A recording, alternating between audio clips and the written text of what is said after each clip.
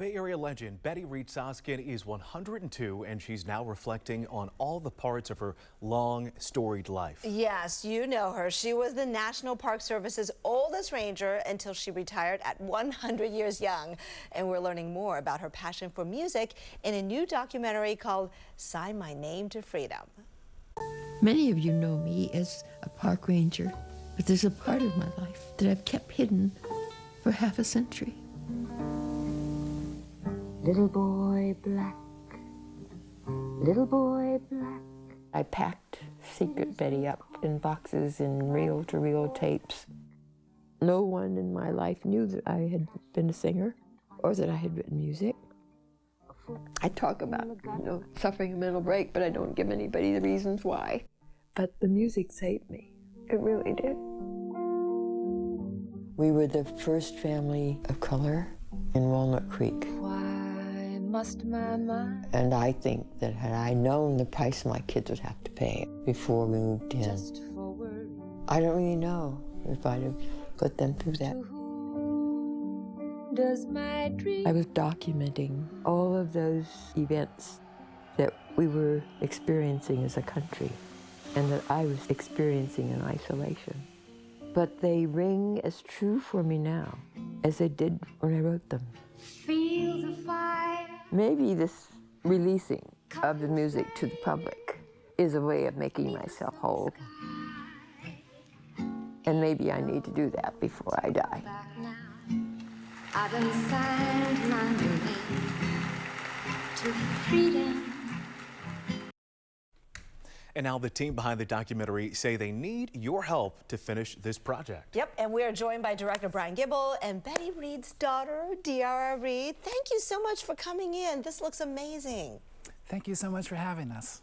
We know your mom is just a woman of so many talents. She's someone who's lived so many lives, as she said in the documentary. But how did you discover her love for music? Is this something that she talked about often and openly? Well, music has been in my family since the conception. My parents started Reid's Records in Berkeley in 1945, the first African-American music store, record store in California. So music has always been interwoven throughout our lives. But that beautiful voice of hers, though. Oh, yeah, well, that's a gift. That's definitely a gift. And her songwriting is definitely a gift. Her music is timeless. All her music applies to today, which is really pathetic. She truly has so many gifts and so many talents. Now, how did you two come together? Brian, how did you get involved in this? Sure. I first learned about Betty the way a lot of people did, through her work as a ranger. And then I found out that she had been a pioneering blogger in the 1990s. In her 70s, she was pioneering in that movement as well, which is amazing. And I learned about the record store, and I went down and I met Deara. And I was interested in making a short film about this side of Betty's life that I'd never heard about. Betty and I became really good friends very quickly, and it wasn't until about 5 months into working on that short that she mentioned to me, she asked if I'd like to hear some of her music. And I had no idea that she was a singer, and she found an old homemade burned CD that she pulled out of a stack and put it on. And the first time I heard one of her songs, I felt like I was sitting next to it like a Billie Holiday who had never been discovered, because her music is spectacular. And her voice does sound so much like Billie Holiday. I appreciate you for making that connection there. Deara, why do you think your mom kind of boxed this piece of her away for so long? I mean, so many folks did not know that she had such an incredible voice. Well, she had a small following of folks that she would sing. She would drag us to her concerts. So it would happen. But my mother lives in the moment. She doesn't live in the past or the future. So when she's done with something, she's done, and she moves on to the next. Now, I know this is a project that you're in post-production, so the majority is done, and it's something your mother really wants to see finished. But you do need some support right now, right? Talk to us about where you're at and what do you need? Absolutely. So we have shot, we finished what's called principal photography, which means we're done shooting the documentary content for the film. And we're raising funds now for post-production to complete the editing on the documentary. We have an amazing Emmy Award-winning editor who is on board for the project, but editing a film of this nature, which we expect to be 90 minutes long, takes about 9 months of time.